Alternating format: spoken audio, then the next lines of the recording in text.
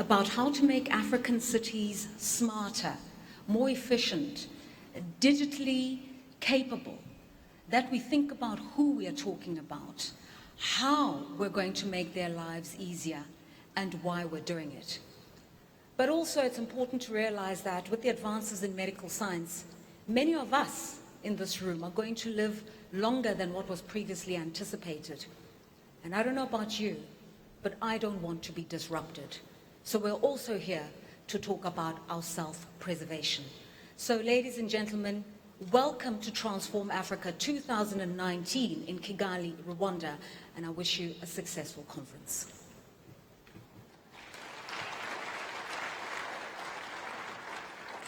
Without further ado, please can we receive some opening remarks from the Director General of Smart Africa, Lasina Kone.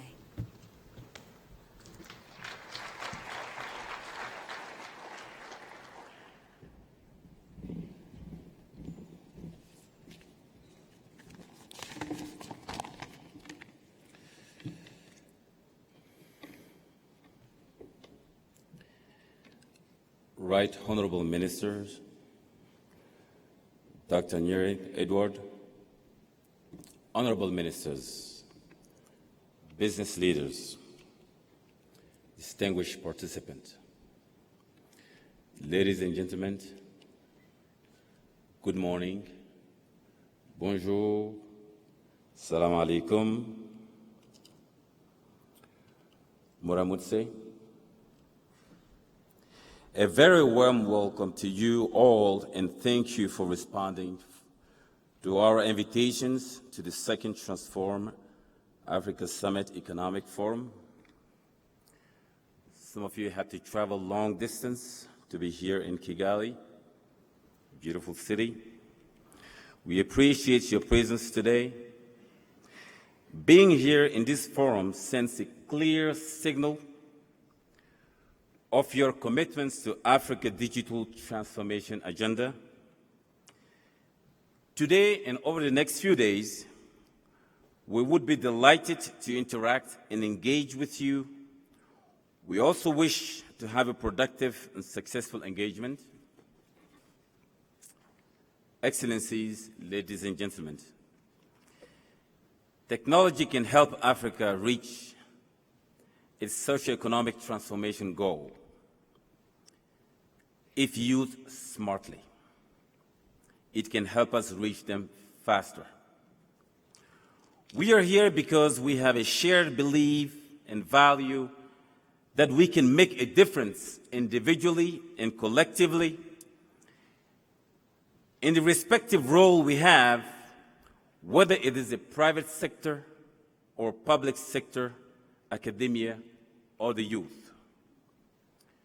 Together, we have embarked into a digital transformation journey that will have a profound impact in our continent, the impact that is beyond what we can imagine today, because seeds have endless outcome. As we kick off this economic forum, please remember that you are bringing an important contribution to building the single digital market for Africa. I would like to extend my sincere appreciations for the support, engagement, and commitment you have demonstrated so far to the Smart Africa initiative. I would like to commend and thank the government of Rwanda and the people of Rwanda for putting significant time and resources to host you in this beautiful city of Kigali. Finally, I would like to express my deepest gratitude to His Excellency Paul Kagame, the President of the Republic of Rwanda and Chairman of the Board of Smart Africa, for his personal and conditional support and leadership to the Smart Africa Alliance. I thank you very much. Once again, welcome, Murakoze.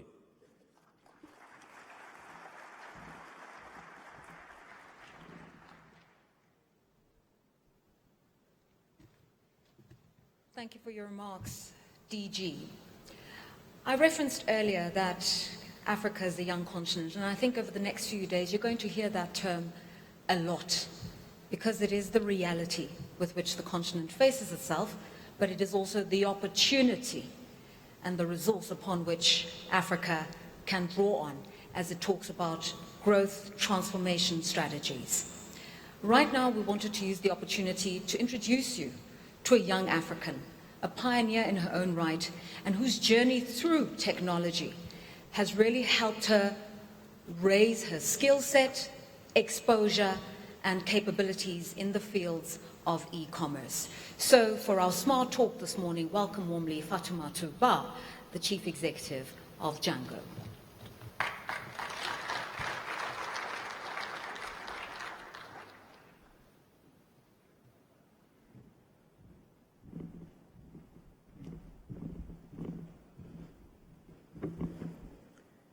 Ladies and gentlemen, growing up as a shy little girl in Senegal, I used to ask myself a lot of questions and actually to bother my family with them. And I remember at that time, my most favorite question was to try and understand why our continent was so rich in natural resources, yet the least developed. And fast forward to 2015, I was privileged enough at the age of 28 to lead what is the largest e-commerce player in Nigeria and now in Africa, which is Jumia. And I had more and more questions bugging me about Nigeria. For instance, I had hard times understanding how the country could export its finest quality leather to Italy while importing every year more than 22 million pair of shoes from China. I also had hard times understanding how the country could export every year great quality cotton to China while importing tons and millions of clothes in the country. And it's the case in all of Africa. We import roughly $1 billion of value of clothes. And I also had hard times understanding how Nigeria could export its crude oil and keep importing refining oil. That being said, growing up in my journey as a tech entrepreneur and investor, I had even more questions bugging me, and I wanted to run some of them by you this morning. I'm sure you know that Africa has already today the same population and same GDP as India, with 100 more mobile phones than India. Then, how is it possible that Indian startups attracted 17 times more funding in venture capital than African startups? I'm also sure that you know that Africa is the fastest growing region in terms of mobile phone subscriptions and e-commerce shoppers. Then how is it possible that when we look at the e-commerce B2C index, out of the 9 least prepared countries for e-commerce, 9 are Africans out of the 10.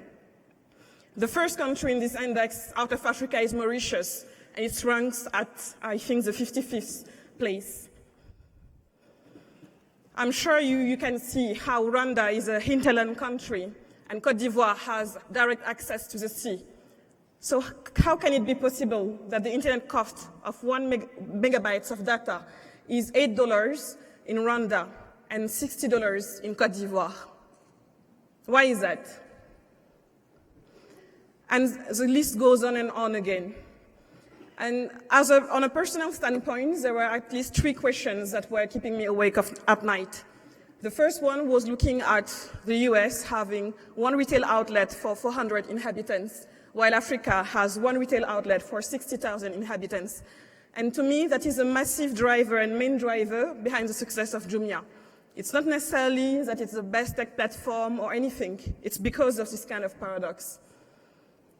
I'm also always surprised to see how Africa can be only 3% of the worldwide global trade. And when I deep dive, I can see logistics costs for SMEs as a major hindrance of competitiveness.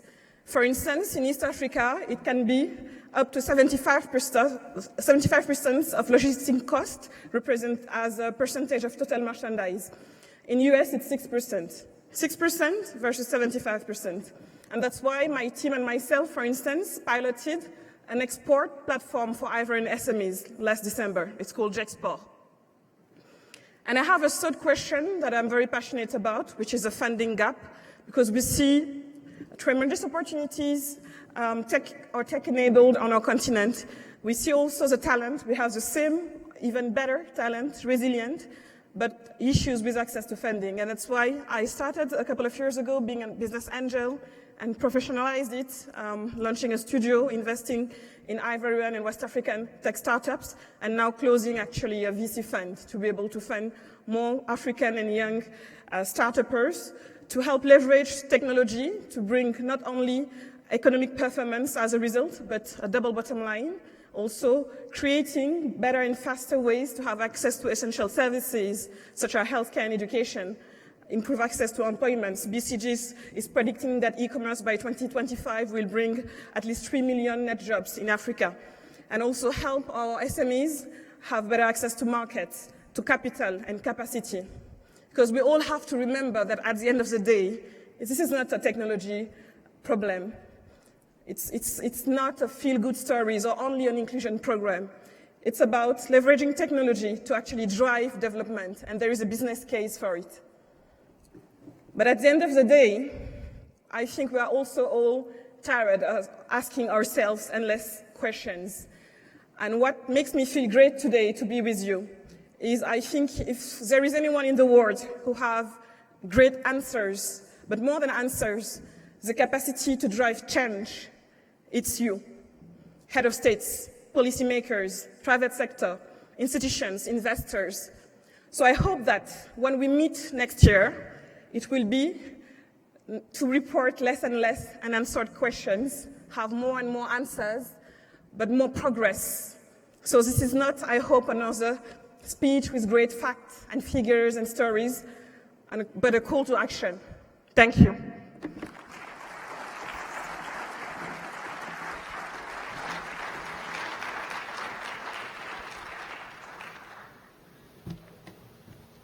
Thank you, Fatou, and thank you also for raising the questions that will be asked, most definitely over the next few days, but saying, can we answer them this time around? Can we come up with the solutions and look beyond the problems? And may I just second that and reiterate it as we think about the kinds of conversations we're going to have here today. Let me just remind you, for all, in fact, for all of us here, there are translation earphones. If you're looking for an English translation, channel 1, French, it's channel 2, and Arabic is channel 3. Without further ado, I'd like to introduce you now to the Honourable Minister of ICT and Innovation for the Republic of Rwanda, Her Excellency Paula Ingabire.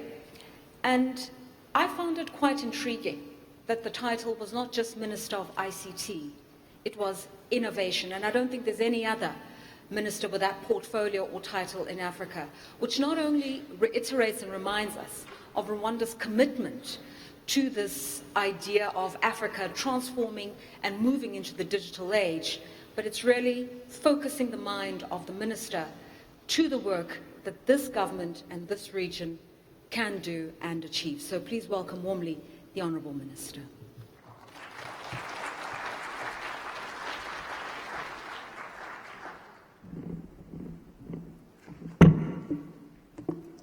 The Right Honourable Prime Minister of the Republic of Rwanda, the ITU Secretary General, the Director General of Smart Africa Alliance, representatives of the African Union and the World Bank, honourable ministers present here today, heads of delegation, business leaders, distinguished guests, ladies and gentlemen, a very good morning. I would like to start by thanking each and every one of you for being here today. Thank you for honouring our invitation to the second Transform Africa Economic Forum. Before we get started, I would like to express my sincere appreciation to our lead partners for the summit this year, who are the government of Kenya, the World Bank, Tata Communications, and ADS. Thank you for being generous with your time and resources towards making this summit a success. We are gathered here as leaders to chart the way forward as we transition into a digital economy. With so many opportunities at our disposal, a growing youthful population that necessitates innovative ways of creating jobs to truly sustain economic growth for the continent. Designing innovative financing instruments, developing human capital are all priorities as we chart the way forward. The African tech landscape has and is revolutionizing thanks to the mobile telecom revolution, enabling us to leapfrog decades of traditional industrial development. We are seeing more and more hubs across the continent, from Smart Village Cairo, Technopark Stellenbosch in South Africa, Technopole Dakar, Konza Technopolis in Kenya, and our very own Kigali Innovation City in Rwanda. All these host entrepreneurial initiatives aimed to respond to the Sustainable Development Goals, particularly addressing poverty reduction, wealth and job creation, community development through innovation and technology. We continue to see investor willingness to inject into the African tech startups rise. Last year alone, investments in the tech startups on the continent saw an increase that broke past the $1 million mark that had been previously expected to be passed in 2020. Venture capital has more than doubled since 2015, seen through the increase of startups that were able to raise funding and attract investment from $277 in 2015 to $1.1 billion in 2018. This opens doors for FDI, which on top of creating jobs, also scales national revenues collected. Fintech companies have been at the forefront of startups, attracting 39.7% of total funds raised on the African continent, followed by agritech. However, there's a need to begin to charter efforts and stimulate investors' attention to sectors such as healthcare, transportation, education for the full spectrum of sustainable development. Investment is continuing to grow, but we need to leapfrog the opportunities and build strategies that enable more favorable entrepreneurial climate, unlocking more funding, and facilitating innovators to address the fundamental African challenges with homegrown solutions. There's also a need to ensure that startups with genuine solutions are not suffocated by the large companies. Digital technologies unlock opportunities for entrepreneurs to directly access global chain markets, as well as compete at the same level as the large corporations. Therefore, empowering them and easing their exploration of digital technologies is imperative for Africa's transformation journey. Through the Kigali Innovation City, Rwanda is opening up to Africa as a world of a proof of concept hub to attract talent, to build and test innovative ideas, and reach the rest of Africa. There's also a pressing need to create an ecosystem that allows African innovators to reach their full potential. Currently, not all the needs of the African innovators are adequately addressed by existing programs. An example is the lack of programs that mature startups become investor-ready for a large round of financing. Another example is a few experienced mentors for tech startups. To build a sustainable innovation ecosystem, as partners, both governments, the civil society, the industry, we need to implement incentives that go beyond financial compensations and answer the needs of entrepreneurs. We need to build on the strength of research of universities by nurturing startup scenes and promoting the academic and industry collaboration. We also need to ensure a long-term local talent development strategy in place for the continent. And lastly, we need to ensure that public investment that is being made in the innovation hubs can be matched by the private investment through all stages of the startup life cycle. I would like to conclude by saying this. The Startup Africa journey is one that is timely and requires for us as governments and leaders and the industry to collaborate and put in place a conducive environment with parameters that facilitate innovation processes for our young entrepreneurs, from ideation to prototyping to commercialization and expansion. Finally, I would like to welcome the Right Honorable Dr. Edward Njirenhe, the Prime Minister of Rwanda, to give his opening remarks. Right Honorable Prime Minister, you're welcome to deliver your keynote address.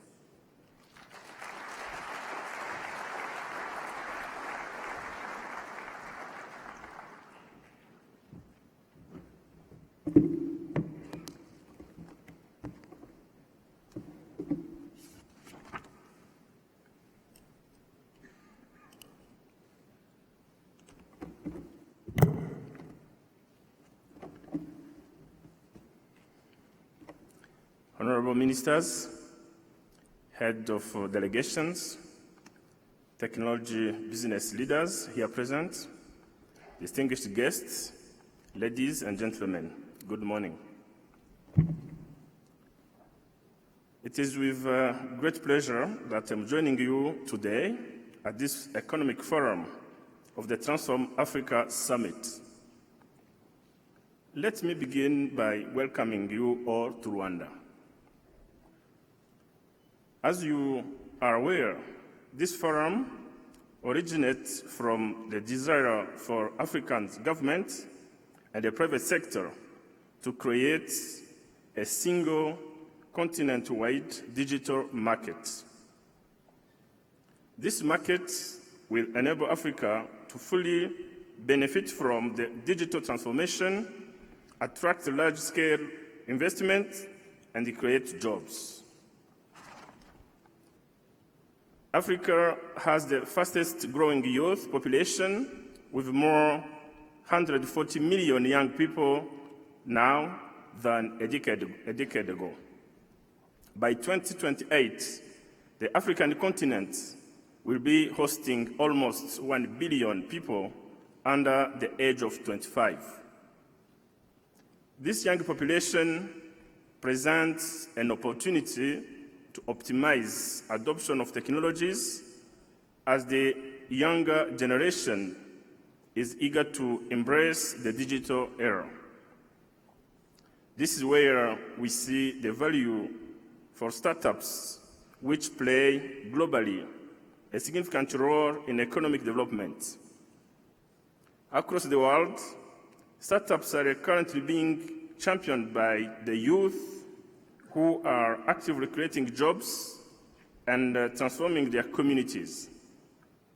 They bring new ideas to the table, much needed to stimulate innovation and generate competition. Distinguished guests, technology is very important. It offers an opportunity to realize the integration of the continent faster and smarter.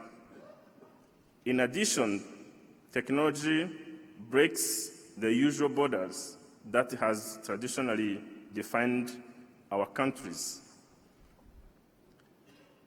Because of this importance, the government of Rwanda, through our National Strategy for Transformation 2017-2024, aims at ensuring digital literacy for all youth, especially 16 to 30 years old, by 2024. This will be possible by implementing a national digital literacy program. This program has the objective of achieving digital literacy of at least 60% among adults by 2024. For this reason, discussions which will take place today are timely and crucial. But beyond conversations, the collaboration and the partnerships carry the potential to change the course of history of our continent. I would like to urge all participants to this economic forum to use their expertise and advise our continent on how we can accelerate sustainable socioeconomic transformation and increase entrepreneurship to drive growth, reduce poverty, and create wealth. I am sure your deliberations will be full of ideas that will be discussed in the 2019 Transform Africa that will be officially open tomorrow. As I conclude, I would like to highlight that today, Smart Africa enjoys a strong political will to change what has been the status quo for a long time. In this regard, I wish to reiterate the commitment of the government of Rwanda to the realization of Smart Africa's vision. It is now my pleasure to declare open this economic forum of the Transform Africa Summit. I thank you for your kind attention and wish you a productive and successful series of discussions and engagement. I thank you.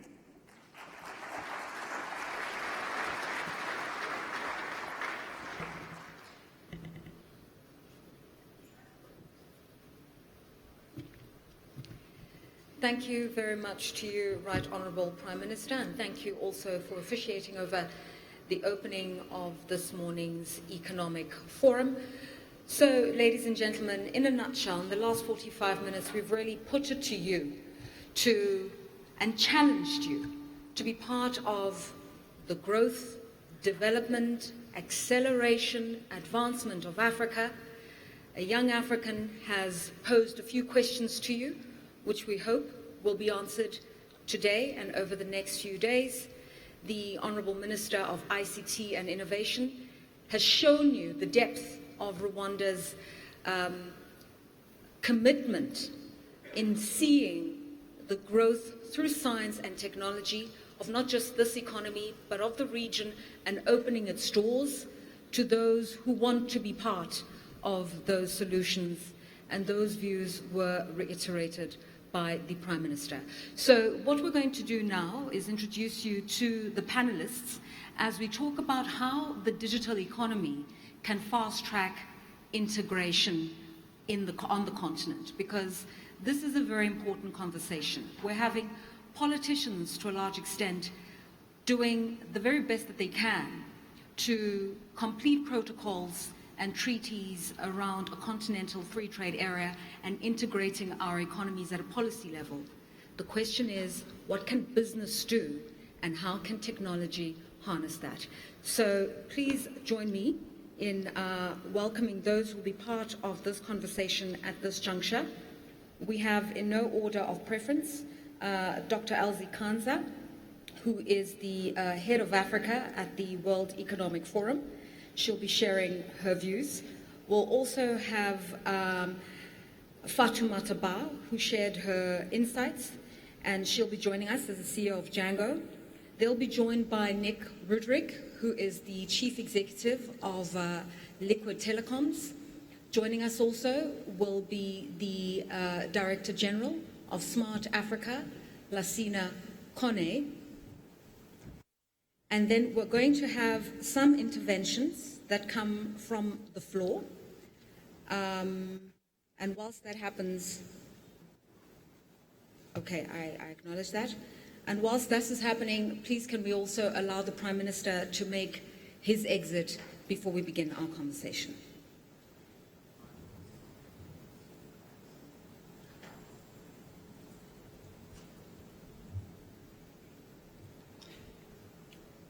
Could we thank him for his time?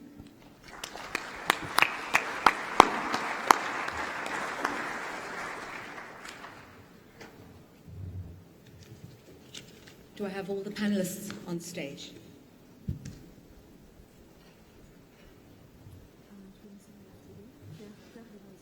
Yeah, I think yes. We have.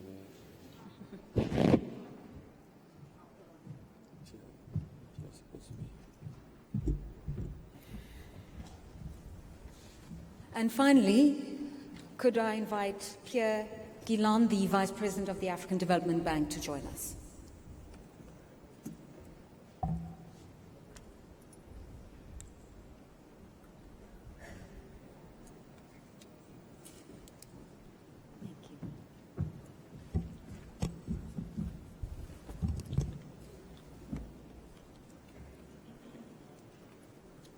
So we're supposed to have technology help us, but my technology is moving at a much slower rate than what I'd like it to do.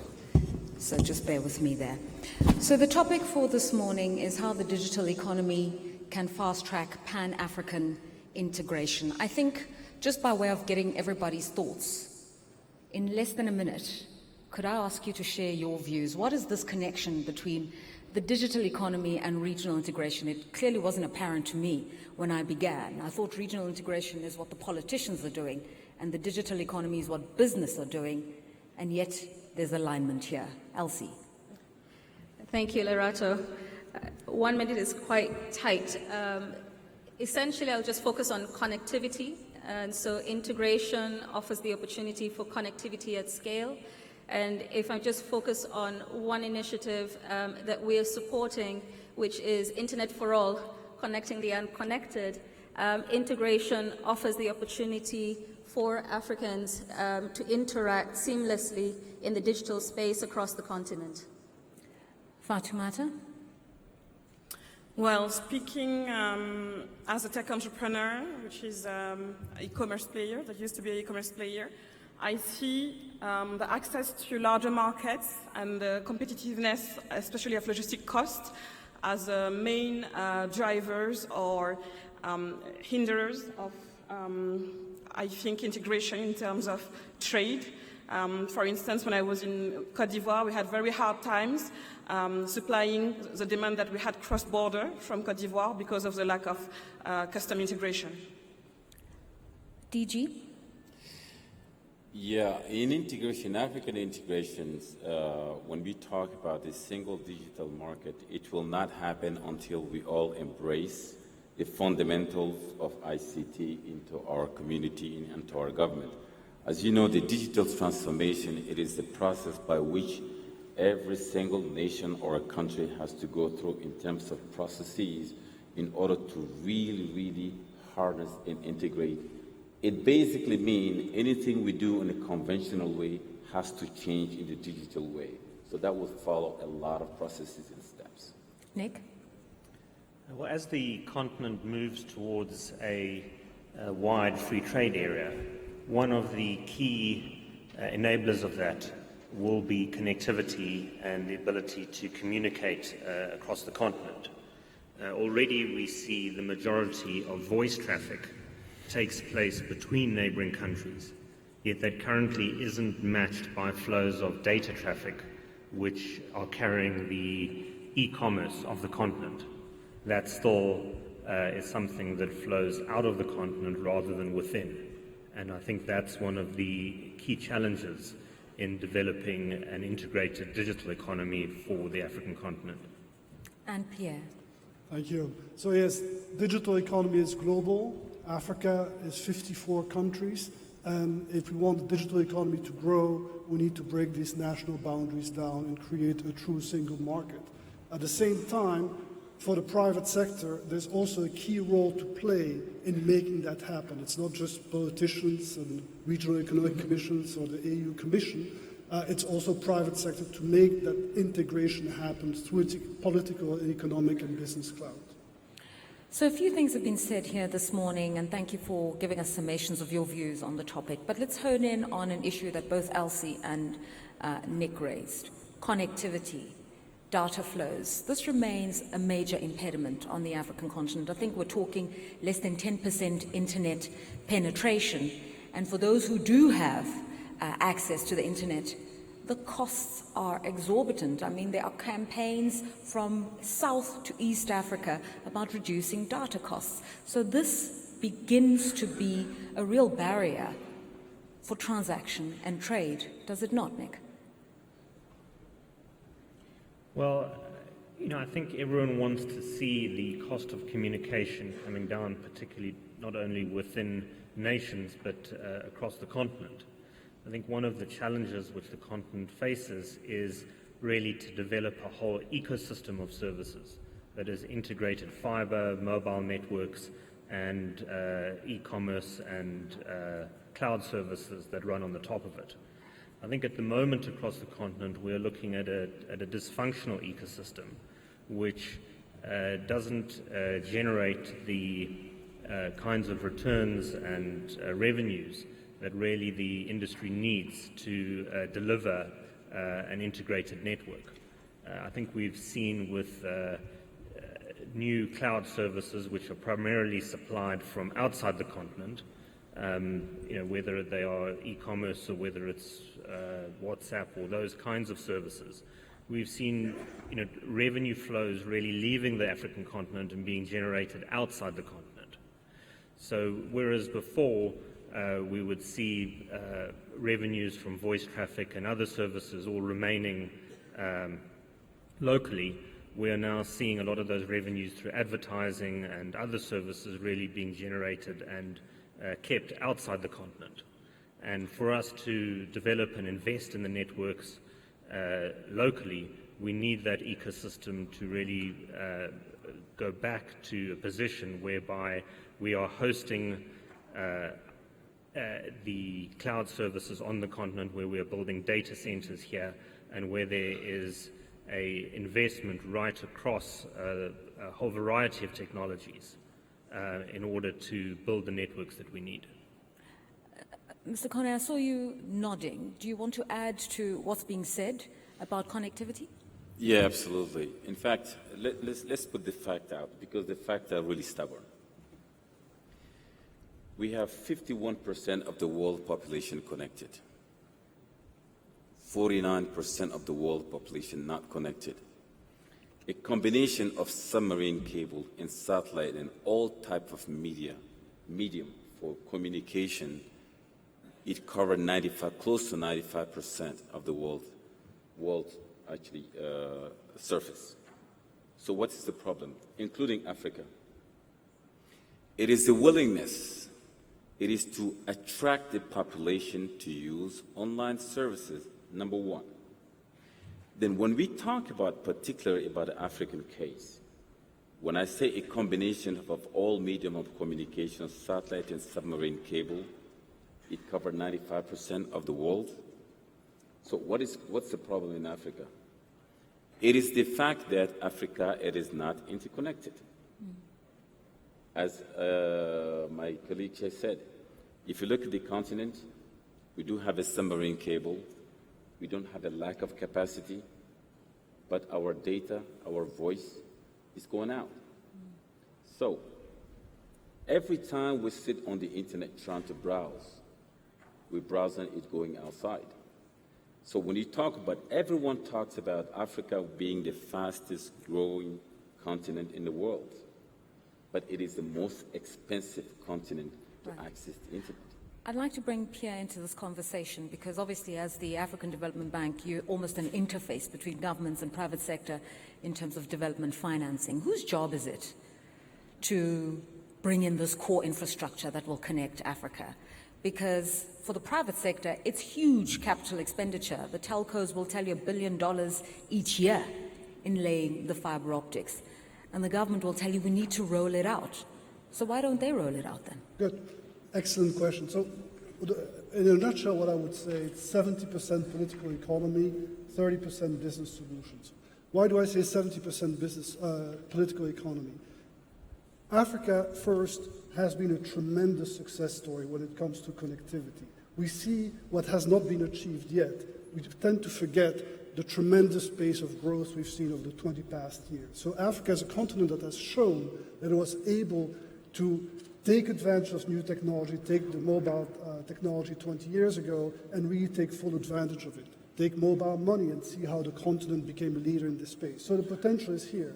But today, I would say, for us to see more investment in connectivity, we need a more favorable overall environment, more favorable investment climate, and a more open one that goes beyond border. It is not easy, and you can ask my neighbor, to design projects that go across borders, to get rights of way, to develop continental or regional systems. So I'd say 70% political economy, 30% business solutions. So my challenge would be to say, okay, let us, whether it's regional economic commissions, it's probably easier, or other groupings of countries, set some targets. Say what it is that you want to achieve in 3 or 5 years, and we and other development partners will work with the governments concerned, the regional economic commissions, the private sector, to try to make it happen. I think we need to have some ambition. I think we need to state those ambitions, but in a pragmatic way, in a way that can be tackled concretely.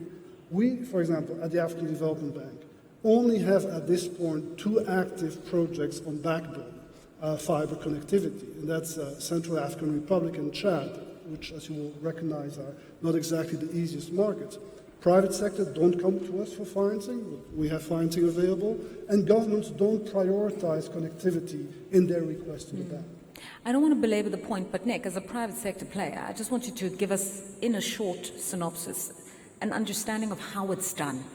How do you get the job done of laying this infrastructure for connectivity, whether the governments are working, not working, the regulators agree, don't agree?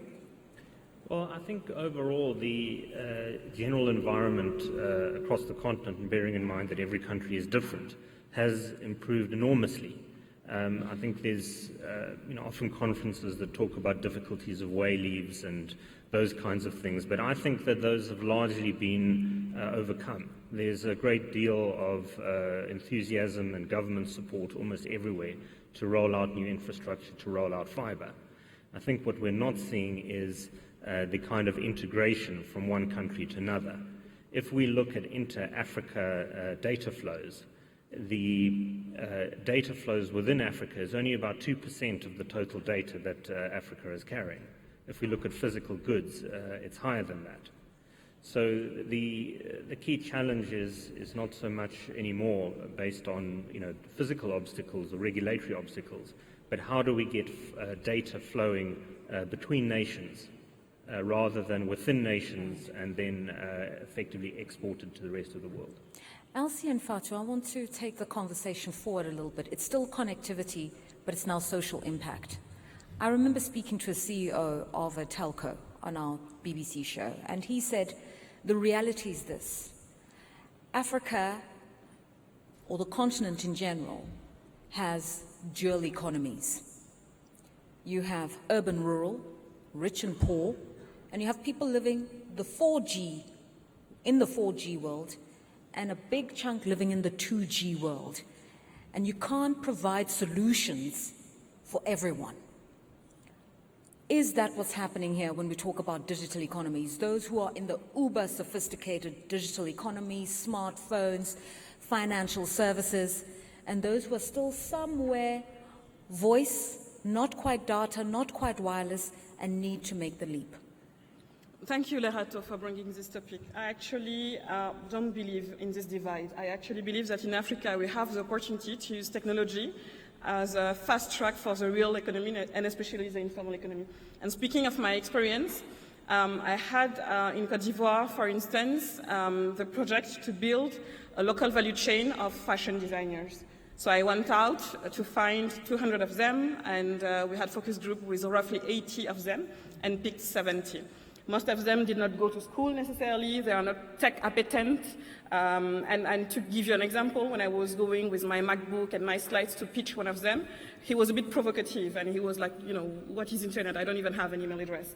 But then we sat down and we started talking about the right incentives and the right languages, and we talked about increasing his sales and reducing his costs for transactions. And when we looked at the value chain for a fashion designer, there were 4 questions they were asking me. The first one was how to bring the supply costs down. This was not the toughest to answer. We will sometimes bring them together to order higher volumes and bring costs down to give the extra gain as a margin to them or as an extra purchase power to end customers. Second question was, but what does the market want? Here as well, I had data point, and I could tell them, if you start making fashion garments for women, start with dresses, it's our top category. For men, start with shirts. And by the way, you should start with accessories so that we don't have size return issues. And then the third question was the trickiest one, and they were telling me, Fatou, but the banks are not lending me to be able to grow as per your sales and your business plan. And I started actually delaying my own salaries in Côte d'Ivoire for a couple of months and funding small batches. And what was very exciting is out of this pilot, 2 years afterwards, we start deploying millions of euros of capital to SMEs and start actually having those fashion designers be top sellers. I have one of them, Mr. Kwaku. I visited him 2 weeks ago with the European Investment Bank. Out of this pilot, now he has his own website. He doesn't even rely on only this e-commerce platform to be able to sell, and we're actually talking about selling cross-border through another platform that we'll be piloting later in June. So I don't buy into this divide between the informal economy and people who did not go to school. There are ways to build capacity, and I can have so many examples, but I believe that the thesis, which is double bottom line, which is how can we maximize the economic opportunity but also create more inclusion in the access on this platform, is the right question for us to ask and to answer. Elsie, is the digital economy for rich, middle-class Africans? From where we're sitting, we're concerned about how we advance digital economy and society and ensuring that Africa is not left behind. I'd just like to share a small trend that we've observed just as an organization, which also speaks to the earlier point that Nick made about the ecosystem, which does not necessarily evolve in a linear fashion. In 2016, when we held the World Economic Forum on Africa meeting in Rwanda, we launched Internet for All globally, beginning with Rwanda, and we've seen tremendous progress made in bridging the divide and in new partnerships coming together to close that gap. But what's also happened since 2016 is we've seen new initiatives being launched to address other needs, but leveraging digital, so financial inclusion, innovation in agriculture, anti-corruption, digital trade, digital identity, digital Africa, data policy, agile governance, cybersecurity. These are all communities that are involving both the public and private sector to address real needs. Now the challenge though, and this is the opportunity that the African Continental Free Trade Area Agreement gives us, is to replicate and scale these examples because they often happen locally in countries, single countries. For Internet for All, we have Rwanda and South Africa as examples. The partnership with Smart Africa that we have is to say, how can we take the lessons from these two countries and scale it across the continent?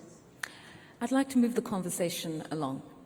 So Africa is known for having pioneered mobile money. We own it, we did it, and I think we deserve a round of applause. And whilst that has worked fantastically, we can't seem to get that level of integration and dynamism in other sectors. What is it that mobile operators and banks have done really well that could be replicated in other sectors? If I may challenge Nick, is it true that mobile money has worked evenly across the continent? Okay, not really well. In terms of the adoption? I think it depends from market to market. Africa is not a continent, it's not a country. That's true. It hasn't worked in Southern Africa, but it's got its own peculiarities. Bob Colomer will tell you it's because the banks are vicious in South Africa. So maybe on that topic, one of the reasons mobile money kind of spread rapidly was because there was a regulatory void. And entrepreneurs took advantage of it, and then slowly regulators came in and started filling the gap. So today, we still have a bit of a regulatory challenge in that space, and I think it's going to be the case in most e-service areas. Why? Because it's not just the regular telecom side, it's the interface of telecom with commerce, with transport, or in this case, with financial services. And so seeing how these different set of regulators come together to enable or to stifle the development of e-services, I think is really where some of the key challenges lie. For example, and I agree, on mobile money, we still have quite a way to go. For example, we're working right now with support from the Gates Foundation, France and Luxembourg, on making mobile money interoperable within the West African Union économique et monétaire West Africaine, the 8 Francophone West African countries. It's very complicated. You need to get telecom operators, financial service providers, central bank, and the like to come together, agree on common platforms, on common protocols, and then integrate services so that if you are an MTN subscriber in Côte d'Ivoire, you can send money to an Orange subscriber in Senegal, for example. So these things are a bit complicated, and they take time because they involve technology, but it also involves regulation. And here, we're talking about a zone with a single currency, right? The CFA franc, so, which makes it easier. So I'm quite confident that we can build on those experiences and rapidly expand these opportunities for interoperable money. But for the other sectors, we'll need to do similar things. We'll need to get the transport regulators either out of the way or to become more cooperative. We'll need, again, to find many of these solutions that cut across national borders and become regional solutions. So these are some of the challenges I see. But please indulge me here. Let's just, for the now, say this is something that's working really well, albeit in East Africa. I take your point, Elsie. But it is something that can be leveraged, and it is a lesson that can be used or something that can be emulated in other areas. What is the thing that has worked really well within East Africa, mobile money, telecoms and banks, that is something that can really be sort of repeated elsewhere? I would actually stretch that and say, at least from the outside looking in with a global perspective, is the power of mobile telephony, not just money, and how it has been leveraged to introduce a proliferation of services. It could be insurance, just using a mobile phone, making payments that's much more advanced than in other parts of the world where those conveniences already exist. And a question that we're grappling with is, what is the next level? How much more can we use mobile first to help drive the transformation that we need across the continent? DG? Thank you very much. I think to leverage the success that Africa had on the mobile money, first of all, we have to give a round of applause for our telecom operator because they've done a pretty good job in Africa in introducing that technology. But it's the role of the government now to be able to give orientation in terms of policy. Now, coming back to what really we can leverage, we all talk, the whole world talks today about artificial intelligence. I truly believe in Smart Africa. The artificial intelligence, it is going to be the next booming in Africa. For a very simple reason. Today we talk about smartphone, we talk about internet literacy, which require everyone to have a minimum of education, right? Then we have our grandmother in the village who do not even know how to manipulate, let alone to do USSD code to be able to transfer money. There are, today, the natural languages processes today to take the AI onto the phone where your grandmother will say, send $100 to Mr. John Smith in Kenya. That way, you are actually shrinking the gap between uneducated people and people who are electronic savvy. So that's where artificial intelligence will play a big role in Africa. That's what I think we can leverage right now. Fatu and Nick, let me bring you in here because you are the techies sort of on the panel. Now that this issue of artificial intelligence has been raised, could you tell me the future you imagine for Africa? When we're talking smarter cities where technology can regulate traffic, electricity, driverless cars, is that what artificial intelligence is going to do for Africa? Well, I think Africa is very good at leapfrogging technologies and moving forward then a lot faster than has happened in the rest of the world. And, you know, these kinds of events, I always notice that there's a lot of government people, people linked to government, who like to come and criticize themselves and try and find things wrong with the environments that they're creating.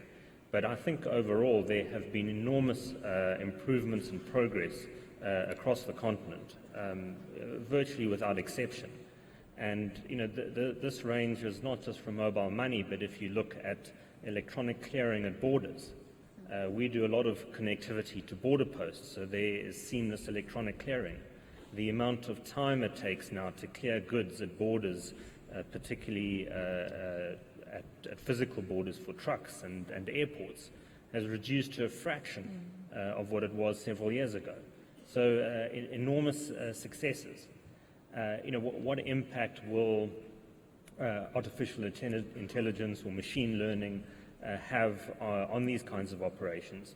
Well, I think what it does help us to do is to take all the data that we will start collecting and be able to forecast and make better decisions about what it is that governments and regulators need to focus on. Bottlenecks and choke points will be much easier to identify because this enormous amount of data we're collecting will be much easier to analyze and make automated decisions on, or bring problems to the attention of government and regulators. Fatu, what's the future you imagine? Is it those driverless cars? Is it paying using cryptocurrencies? Are we going to get rid of all our national currencies? We're going to be blockchaining? Well, I have to say I'm one of the skeptics when it comes to relying on the safety of driverless cars at this point. But I think as far as the continent is concerned, I think it really, to me, is more about taking the huge amounts of data that we're collecting and being able to analyze it and make much smarter and quicker decisions with it. I see people shaking their heads. Yes, sir. Thank you very much. In fact, to piggyback on what Nick just said, data is nothing. A collection of data becomes an information. Information becomes knowledge. Knowledge becomes wisdom. In order to have that, we're going towards a knowledge-based economy. It has to be governed. A fundamental thing we talked about when we talk about connectivity. Connectivity is nothing if we don't put a proper reform, a proper law to protect African data, such as an African-based GDPR, for example.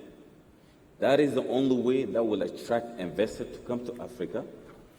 We have a hosting company because we will have a telecom infrastructure and we will have the energy to be able to support it.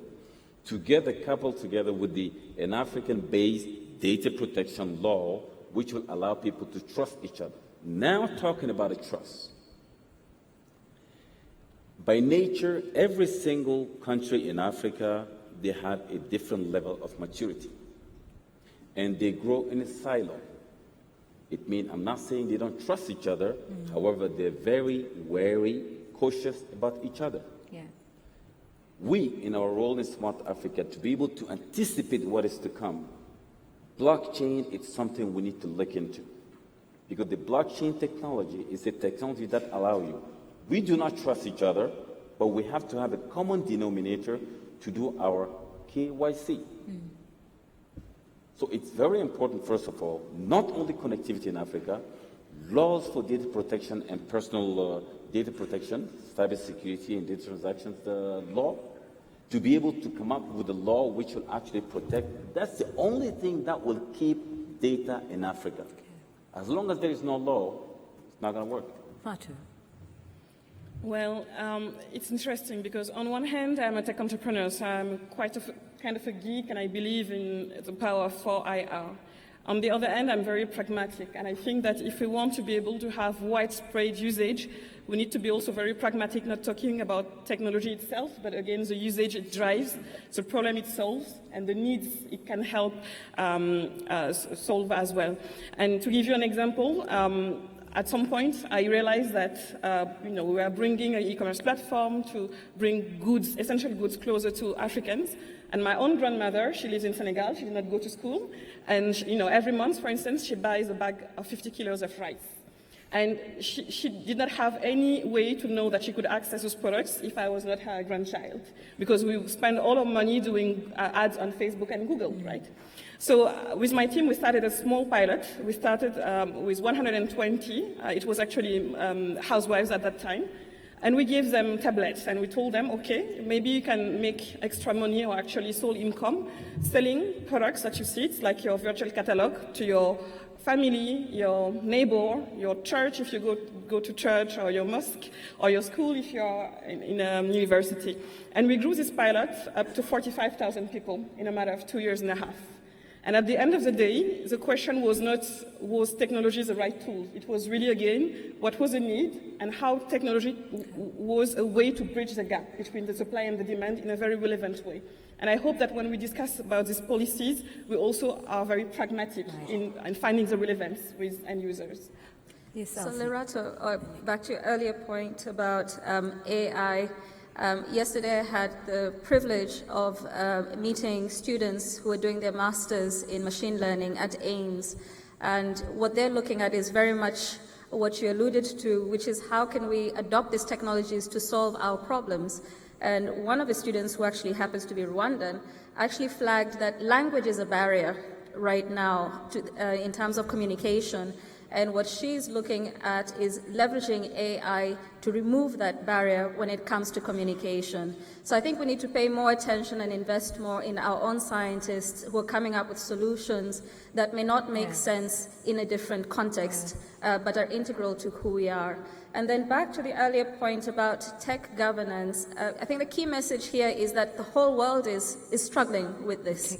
The forum's taken the lead in terms of setting up centers for the fourth industrial revolution, and they're primarily focused on technology governance. And so in this regard, Africa is not lagging. We definitely also have a role to be actively engaged, and fortunately we have some governments who are also participating in this process. Because it's a new field for everybody. Finally, Nick, I don't want to belabor the point on AI so that we can get to the audience sooner. You wanted to say something to it. Yes, we're talking about data and a digital economy, but where is Africa's data? Google, where is our data? It's not in Africa. Facebook, where is our data? It's not in Africa. If we look at all the cloud service providers who are providing services into Africa, where is our African data? It is not being kept and stored in Africa. Right. There's only one of the large software companies that hosts its data at a hyperscale in Africa. Only one out of them all. So I think the big question for me always is, where is our African data? Because it has been exported and is being stored and is being kept in data centers outside the continent. And for me, that is one of the key aspects of delivering and achieving our own digital economy here, is for our data to come back to the continent and to be kept and used and applied with machine learning and other tools here for our own benefit. I want to latch on to the word you've just used, export. Where is our data? It's being exported, it's being hosted abroad.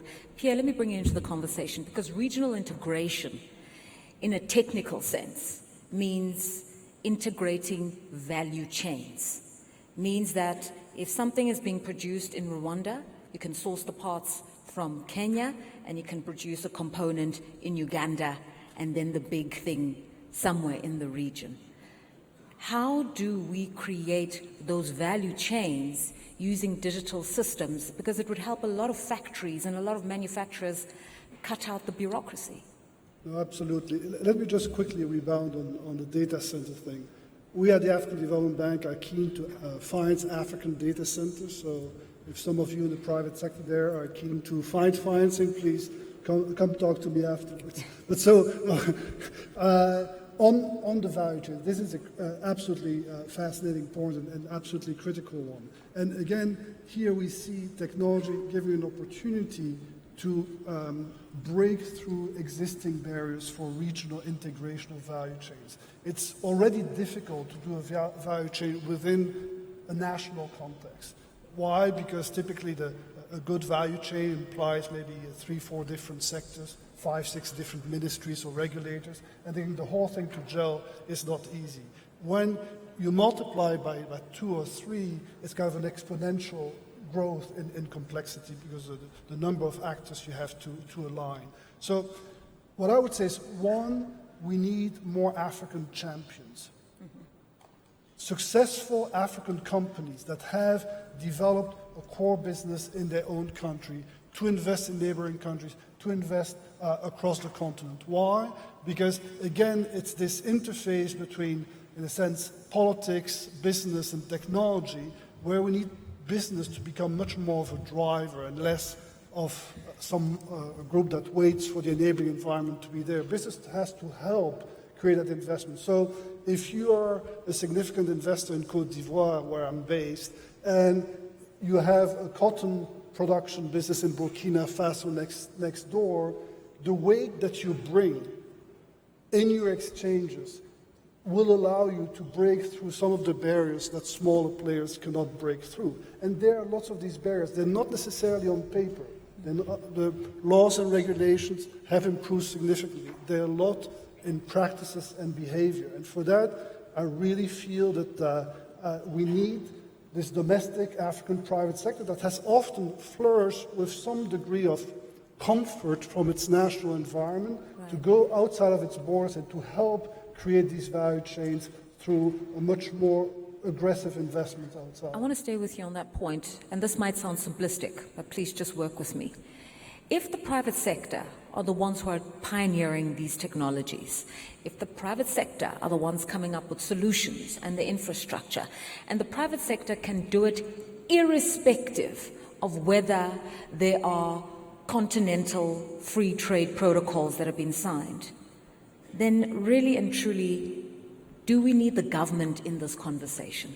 Yeah, we do need the government because we have 54 countries, with 54 sets of regulations, with 54 opportunities to make it easier or more difficult for these value chains to develop, for this technology to spread, etc. So it's really about finding ways to improve that interface between private operator and businesses. And again, as I said earlier on, one of the ways to do that is by setting clear targets. This is what we want to achieve together.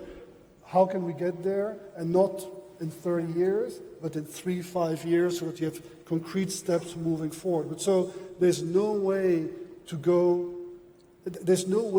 find solutions without involving national governments actively. And that is not just the private-public interface. It is also many of our governments, not just in Africa, are kind of siloed. And one ministerial regulator doesn't really talk too well to its neighbor.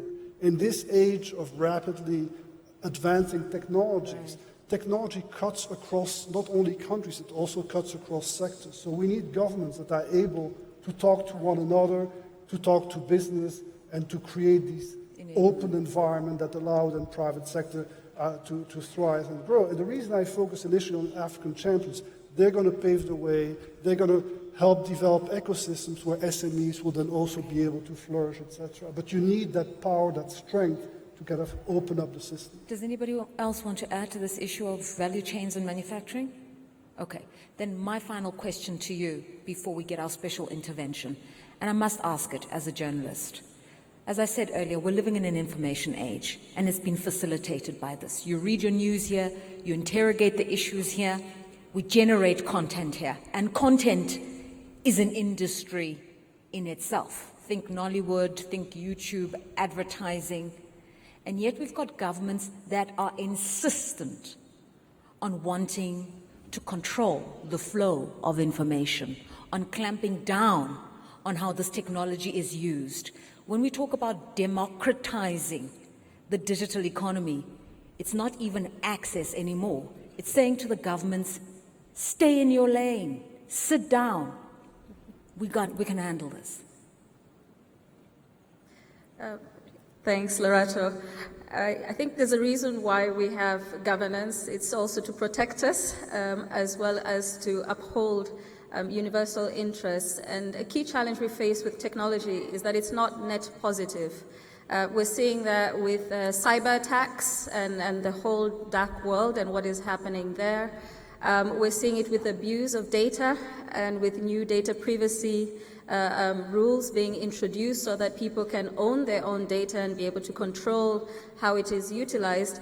So I would argue that we need to find a happy marriage, so to speak, because if we're advocating, for instance, with our entrepreneurs to use and pursue e-commerce and have governments able to shut down the internet for indefinite periods, then those two transformation processes and sort of protective stability interests will be at loggerheads.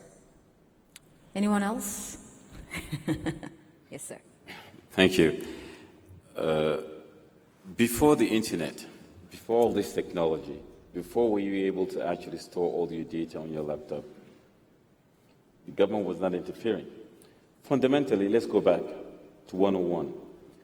If you have a population, you need to administer them. That's rule number one. How to administer them? Who are you? You have an ID. You have a medical insurance. Do you work? How much you make? Normal, basic information.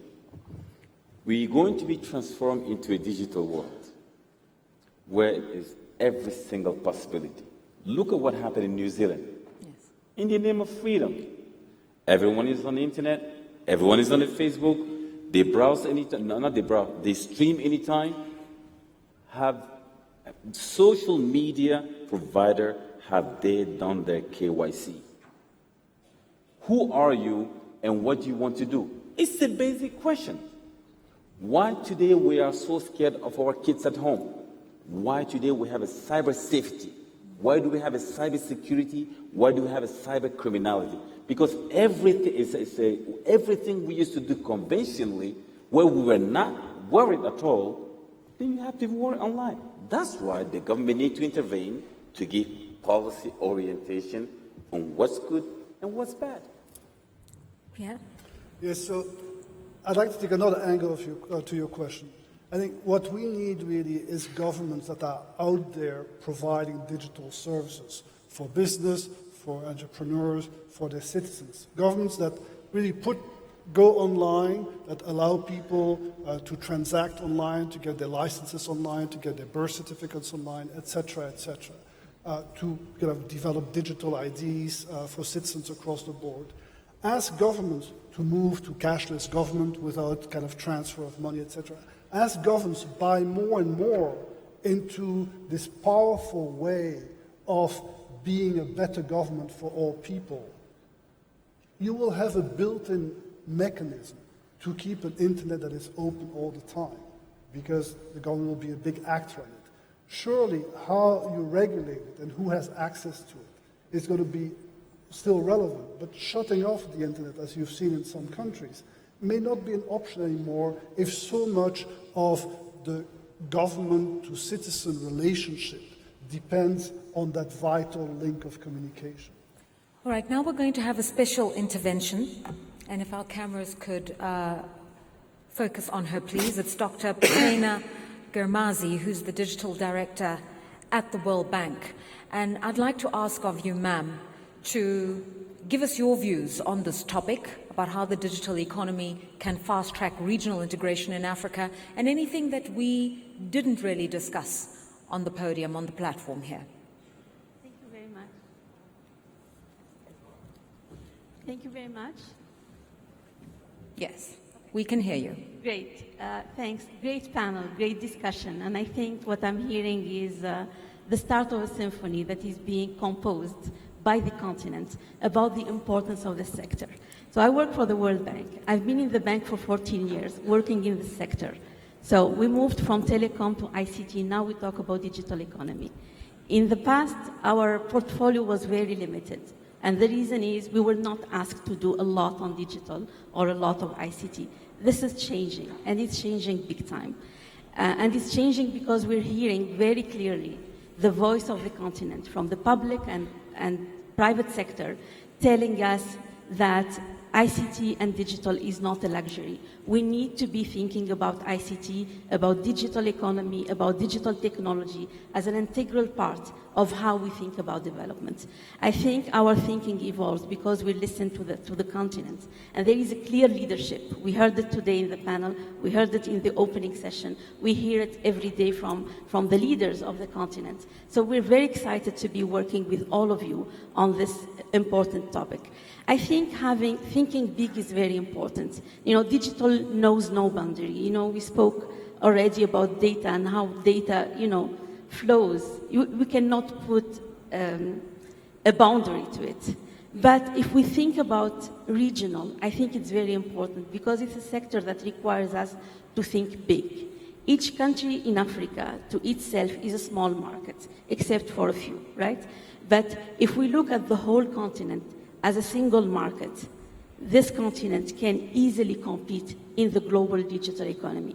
Today, Africa is home to 1.2 billion population, but there is a very short number of unicorns. How can we be talking about digital economy that is inclusive if we don't have the same number of big players in this space? So as we think about digital economy, we need to think about the foundation of digital economy. And I think if we give a regional dimension to each foundational element, the path for digital transformation will be faster in the continent. On digital connectivity, and the panel did a great job in showing that still, in many cases, data and voice needs to travel outside of the continent to come back again. Without this regionally integrated, fully integrated digital infrastructure, we will not be able to be talking about a true digital economy. This is very important. If we want to have the region host those mega data centers and data to stay in the continent, we need to make sure there is a mass of connectivity out there. And when we talk about connectivity, this is where I really like the discussion. You spoke about data and you spoke about artificial intelligence. I think in this continent, this is a continent of leapfrogging. The definition of infrastructure is beyond network. When we talk about infrastructure, the infrastructure of the 21st century, this is data and this is artificial intelligence. Because if we need to close the gap, it's not only closing the gap on connectivity, but also thinking about a new gap that is opening and opening fast. So a true vision of working together, having a regional approach to close the gap that exists today. We're very happy that the world reached 50% of connectivity, but it took 50 years to get to this stage. Is it going to take another 50 years to make sure that everybody is connected? So thinking big is very important on this particular space. What is also important is we think about the platforms, whether it's digital ID or digital payment system, making sure that those systems are interoperable and talk to each other, create the scale that is very important for the continent to think big. You spoke about digital skills. Very good. Very important. Do we need to have digital skills thought about at national level or regional level? When we go towards very deep specialization on technology, it's very important to map up few centers in the continent that would go deep into the technology of the future and train the citizens of the continent. I think that an approach to regional skills is very important. And the same goes for entrepreneurships and for the other elements. So we're very excited to be working with all of you in this space. I heard also a very important topic in the discussion that is about collaboration. And I think collaboration takes so many layers. It's collaboration within governments. Today, we heard it yesterday in a meeting, do the ministers of ICT speak the same language as the ministers of finance, as the ministers of health, as the ministers of education? If we talk about digital transformation, it's not only having the sector that is up and running, but having the possibility for the sector to change every sector of the economy. And that language of collaboration within government is very important to take the continent to the next level. Collaboration between countries, of course, that's the regional approach and the topic of the session, but also collaboration between the private and public sector. Innovation doesn't happen in government offices. Innovation happens in the private sector. How do we create that language of collaboration between public and private that is based on trust, but also that is based on a deep understanding that the public cannot do it alone and the private then cannot do it alone. And this new collaboration language is very important. The last element of collaboration is collaboration among partners. There is a lot of work that is happening today in the space about digital economy, facilitated by the African Union, facilitated by Smart Africa, where different partners who are excited about this initiative, excited about digital economy, have platforms to talk and to exchange ideas and to see how different partners can build on each other programs to take the continent to the next level. So we're very excited to learn from the continent. I think the continent has so much to offer, and I think the continent has very great starting points. We heard so much about it today. You know, mobile payment in Africa, we're being asked by other regions in the world how Africa did it and what is the success story behind it. And if we talk about infrastructure and the lack of old infrastructure that needs to be updated, there is a true potential of leapfrogging. We heard it today from the panel. So how can we build on all this great environment? The youth bulge is definitely an advantage that the continent has. Right. How do we build on this? Build on the vision, build on the leadership, build on the African institutions that are very interested to take to take advantage of digital economy, to really make digital transformation something that will not happen, as Pierre said, in 30 years, but that's something that's happening today and something that can take the continent to be a true player in an inclusive digital economy. And I want to stress the word inclusive because, if we don't take care of those who are not connected, the poor in the rural areas, the women, if we don't have a deliberate effort to think about it, I think the digital economy will not be inclusive, and that's not what we want for this continent. Thank you so much. Thank you. Thank you so much, Dr. Germazi, who's the Digital Director at the World Bank. Now we're going to take questions from the floor, and I see that the room is perfectly divided into thirds, 1/3, a second, and the whole. So what we'll do is we'll take the first batch of questions from this side of the room, get the answers, from the middle, get the answers, and then from the last part. And we have 30 minutes left in the conversation, so I'll allocate 10 minutes worth of conversation to 1/3 and then another and the other. So from my left, are there any questions, please? Please state your name, the organization you represent, and your question. Whilst we're waiting for microphones to make it to this side of the room, I'd just like to pick up on a point that Dr. Germazi raised, the link between innovation, R&D, and I was just reminded of a World Economic Forum report that showed absolutely a direct correlation between the spend in education and the spend in innovation hubs. And the countries that have done really, really well are the ones that have funded education and funded more than 5% of their GDP to R&D, South Korea, Australia, Japan. When do you think we're going to get a future where African governments are spending a significant proportion of their GDP towards research and development? Are there any questions here? Okay, maybe you're still shy, middle of the room. Is there a lot more courage? There we go.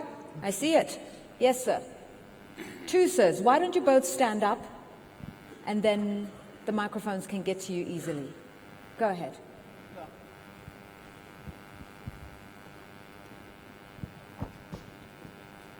Excusez-moi, je vais parler en français. Alors, moi je me présente, je suis Borhen Dawadi, je suis architecte, donc j'ai rien à voir avec le monde du digital. Par contre, je m'occupe du programme Tunisian Smart Cities. Et si je suis là, c'est pour parler d'éléments importants qui sont liés à la connectivité de l'Afrique, puisqu'on présente ici un programme qui s'appelle African Digital Hub. En fait, la société civile tunisienne, l'association Tunisian Smart Cities, porte aujourd'hui un programme on a imaginé sur les 4 points cardinaux de l'Afrique, on a imaginé sur les 4 points cardinaux de l'Afrique des centres de connexion et de collecte de données qui vont nous permettre de garantir nos données en Afrique. Sur ce panel, on a parlé de données. Monsieur, vous avez posé la question, où se trouvent nos données en Afrique?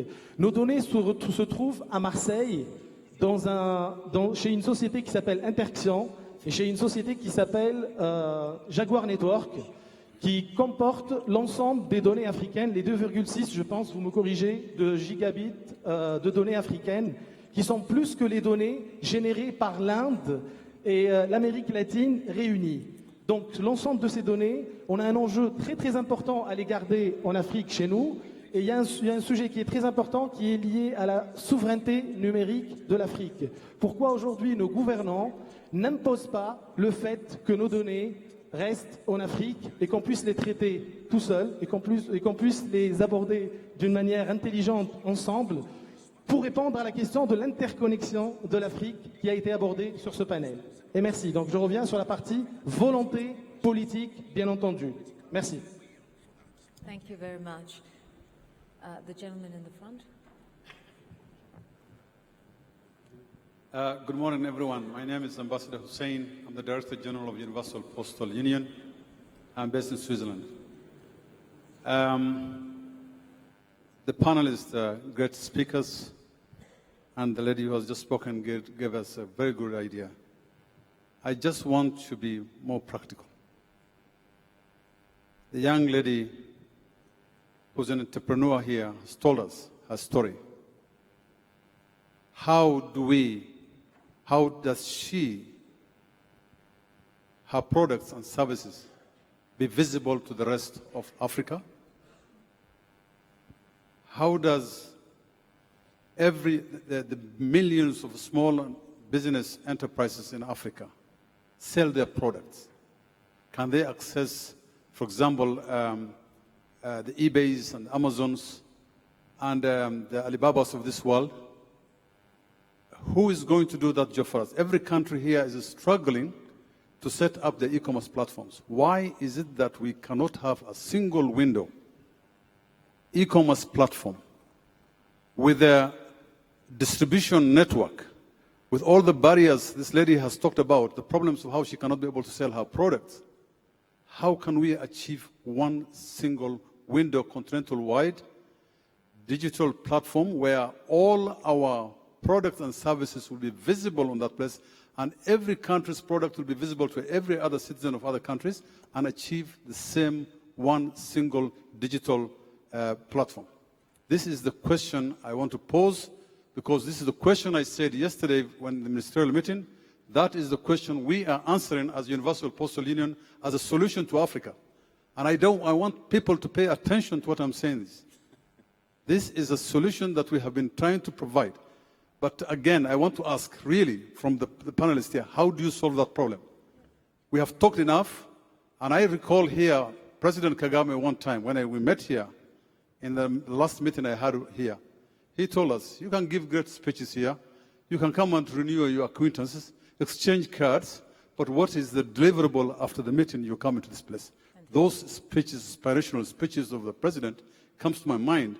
After we leave this place, what are we going to do to help that young lady achieve what she wants? Sell her products to every citizen in this continent and outside. We should not be the continent of accepting only things to buy from outside to come to our place. Okay. Thank you. Thank you. Could the microphone... It was a great question. Are you standing to ask a question? Okay, please, go ahead. Can the microphone get to the gentleman, please, in white? Yeah. And ma'am, in the green, you're also standing for a question. Okay. Thank you to the panel today. Great conversation. My question is to DG and Nick about the data centers. How do you entice a Facebook or Google to actually house a data center locally in the country? Obviously, government intervention is one way to say you can't operate here unless you do house your data center here. But beyond strong-arming, how do you actually go about doing that? Naturally, they're American companies and would pull the data towards them because then that's where the revenue stays. So what would be an incentive to bring them here? Thank you. And finally, yes, ma'am. Good morning. My name is Mrs. Job, I'm a program coordinator in African Alliance for E-Commerce. Just say that African Alliance is a non-profit organization, African grouping, a single window for foreign trade.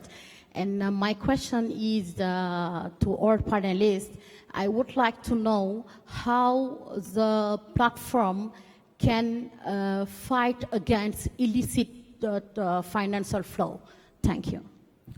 Thank you very much. I don't know if we should begin from the start or work backwards. Okay, let's start with the question that's just been asked now. And I think it speaks to questions of cybersecurity and integrity of transactions and making sure that technology is not used for illegal activities.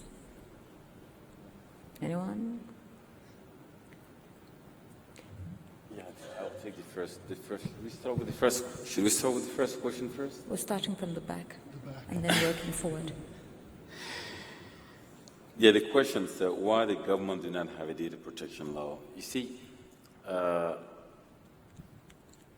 the answer to these questions, you ought to know something, and I think if I said it earlier or not, I'm not sure. The information is the only thing when you share it, it multiplies itself.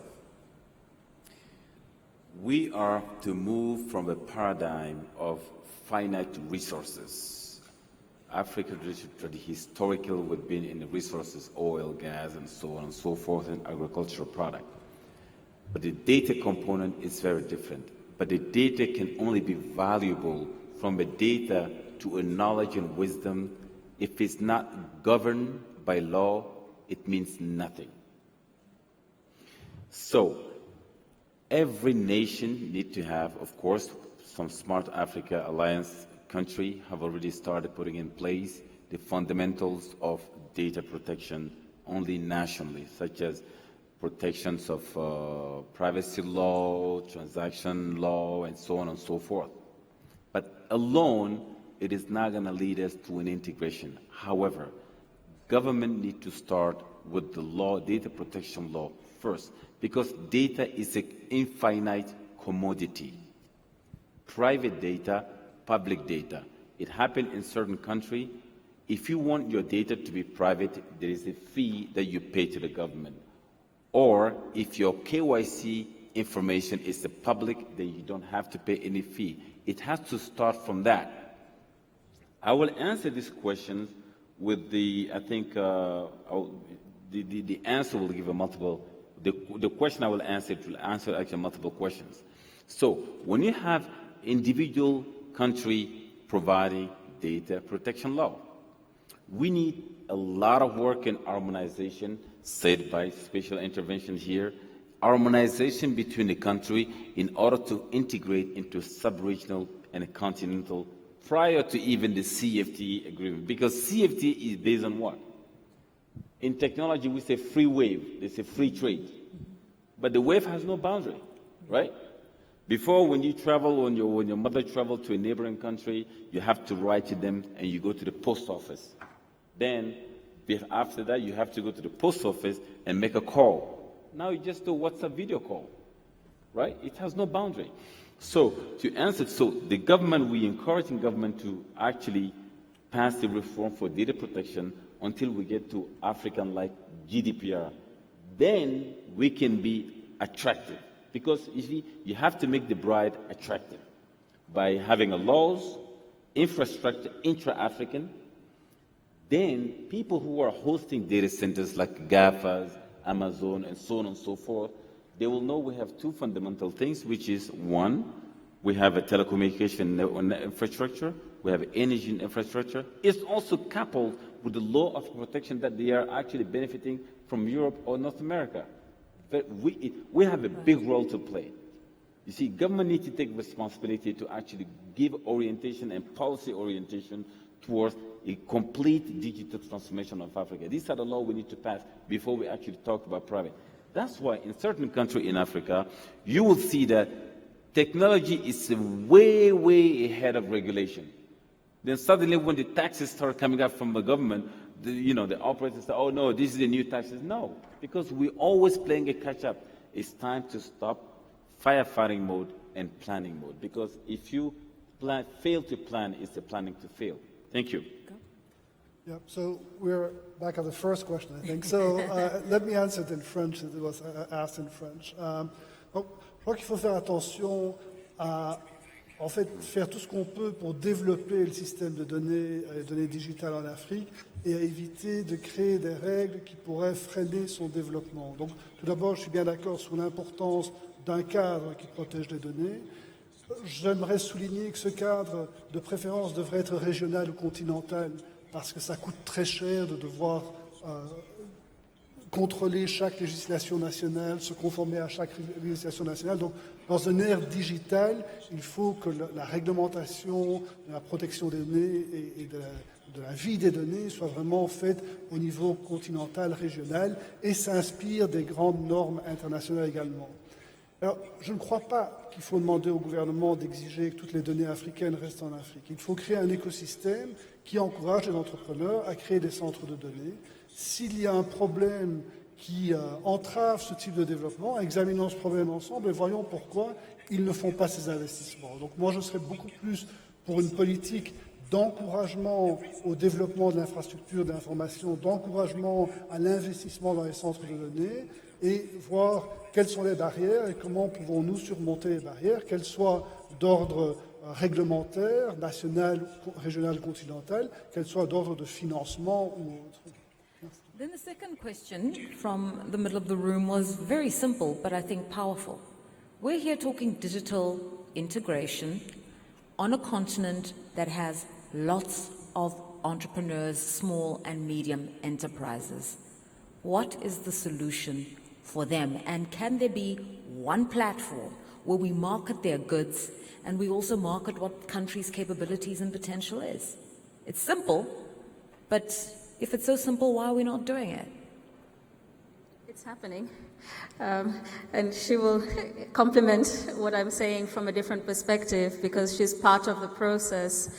So the first point I'd like to make is the challenges that were posed with respect to the continent are also global challenges. Every entrepreneur should be able to sell to any citizen anywhere. It currently does not work that way. So in collaboration with UNCTAD and the International Trade Center, as well as Alibaba, if I'm not mistaken, at the end of 2017, a global initiative was launched called the E-World Trade Platform. And last year, during Africa e-commerce, which was held in Nairobi, we launched a platform to take a Pan-African approach to how we can ease the challenges that our entrepreneurs are facing with respect to e-commerce. And we'll actually have a session here to drill down much more practically, as you pointed out, in terms of identifying areas that we can take forward with specific interventions. And if you'd like to be part of that process, please let me know. Fatu, you wanted to add? Yeah, sure. I think, one of the common mistakes that I maybe see is maybe trying to find a silver bullet answer, right? When you talk to SMEs, they always talk about at least 3 problems. The first one is how can they access better to the market and even know which markets there is an existing demand for their products. It's not the toughest question to answer. The second one is how affordable can they move their goods? And I mentioned earlier how it can cost up to 75% of the cost of merchandise to move goods from East Africa, as opposed to 6% in Kenya. And you're right, it's not only about tech businesses. If you look even on the P&L of Dangote Cement, the logistic costs account up to 30% of the cost of goods sold, and he's an industrialist having 25,000 trucks. So it's a global problem in Africa. And then they also mentioned the working capital issue and the financing issue, because whenever we manage to help them to find, a market, so for instance, sell online on my platform or be connected on a foreign platform, to maybe ship logistics, ship with lower logistic costs. So for instance, I have an MOU with DHL, so it's a consolidation a platform that enables to have for an individual seller like you or your friend the same price as a bigger e-commerce player. So this is the concrete answer. But the working capital funding is always a make or break. And here, we won't be enough as tech pioneers to do it. Our balance sheet will not be deep enough, and we are not the experts, so we can only find the ways to, for instance, enable credit scoring, showing that these guys have a track record and we can predict their sales, so now you financial institutions fund them, right? And then there is also the question of capacity. I mentioned Mr. Kouakou earlier, but I have a seller in Côte d'Ivoire, Mrs. Diaby. I wanted to crack mobile phones, and I did a benchmark at that time. It was in 2013, and I realized that the supply of mobile phones is in open markets, so Treichville and Adjamé in Côte d'Ivoire. And when I went to see her, she did not go to school. She was not able, even with a training, to be able to operate her shop online. So I did a MOU with Polytechnique Ufebwanyu, which is a top engineer school. So I would take batches of students, train them, and they will be the head of sellers of the e-commerce players that have a great product, great price, but lack capacity. And it's a win-win-win, because I have an opportunity to increase my assortment. The e-commerce, the seller has an opportunity to go online, even though he doesn't have literacy or tech capabilities. And then the young graduate has an opportunity to get access to a job. But where I'm frustrated is these are anecdotes. And as you mentioned, we need scale. And to need scale, we need people like you. First, stop thinking about the threats only. I hear you about regulation, but I'm also a bit afraid because, when we started as e-commerce 7 years ago, there were no regulations. And of course, we need to be able to protect people, but we need to be able to do so in a matter of seeing also the opportunities and not only the threats. Very briefly, Pierre. Okay, so I would say briefly that I don't think a single digital platform for Africa is a solution. In this area, like in others, we need competition. We have competition in retail, we need competition in e-commerce as well. What we do need is more open access, and we also need, in particular, better way to do execution. Ask any e-commerce company today that does business in multiple African countries, ask them how they do business. Many of them will tell you they do it everything's through Europe or other places, Dubai, whatever it is. That the country-to-country e-commerce is very small, partly because the logistics and customs issues, etc., are too difficult. So that, to me, is one of the big challenges. And I'm going to throw this last one to you, Nick, the last two. A question was raised about the incentives that are needed to bring data centers to Africa. And to that, I want to add a question. We've seen an e-commerce company doing an IPO internationally, and the first question that was asked is, are you really an African company? And if so, why don't you use more software developers in Africa? And it's raised questions around trust. Do you even trust the capability of Africans to come up with the innovations in this space? Let me answer the last part first very briefly. Just to say that there's an enormous amount of software development skills on the African continent, possibly more than what people think. Most of our software development is outsourced, in fact, to African countries. A lot in Kenya, in Zimbabwe, in South Africa. We have got a lot of our software development being done, and the other countries that we're in. So, the skills are there, the capability is there, and, I think that, in fact, it's more cost-effective than going overseas, and the quality is just as good. So, I think for anyone out there who's looking at developing platforms, they don't need to look outside the continent. It's not necessary. I think the prime question was, how do we get the large cloud providers to host their content in Africa? I think there's a number of factors, including connectivity and power, but those are all solvable. So I'd like to just focus on one, which I think is becoming the most important, and that is policy, government policy. Cloud providers want to know that their data is secure. They want to know that that data can be exchanged freely across the continent and between countries. There are only a few countries at the moment that really have the critical mass of data to justify hyperscale deployments of data center capability. Most countries, however, would justify what an edge data center deployment, whereby local data can remain local, whilst the main computing power of the cloud is fed off regional hyperscale data centers. So we need to make sure that the connectivity is there, but also that the data protection laws are there to allow this exchange of data. So it's not just the data protection laws that are needed, but they need to be harmonized. And I think part of the free trade area of Africa and the creation of an African digital economy is to make sure that the data protection laws are harmonized across the continent without artificial boundaries being created as these laws start to be put in place. We've got time for one last batch of questions by a show of hands. Yes, ma'am, please stand up. Yes, sir, please stand up. Yes, sir, sir, and the last one. That's it. Okay, so if a microwave, you can see where my mind is at. If a microphone could make its way to the front, please. Hello, my name is Amy Marks. I'm the CEO of Excite Modular. I'm also the chairperson of the EDGE Data Center Standards Committee in the United States for OpenIX. I think what Nick said is very interesting to me, and there is such an opportunity in Africa to surpass what's actually happened in the United States, because we've already learned some hard lessons, and you can learn from some of those. There isn't a lot of space for tons of hyperscale data centers, as you mentioned here, but there is a lot of space for small, scalable edge data centers that can become larger and larger as they grow. And I think the real opportunity exists here in Africa for a lot of the incumbent telecoms before you start getting into some private developers, which are coming along as well here in Africa now, for some of these data centers. You also have huge cable systems. I'm also a subsea expert in the CLS business. You have lots of cable systems coming here. You already have some cable systems. We've actually built CCOMs buildings.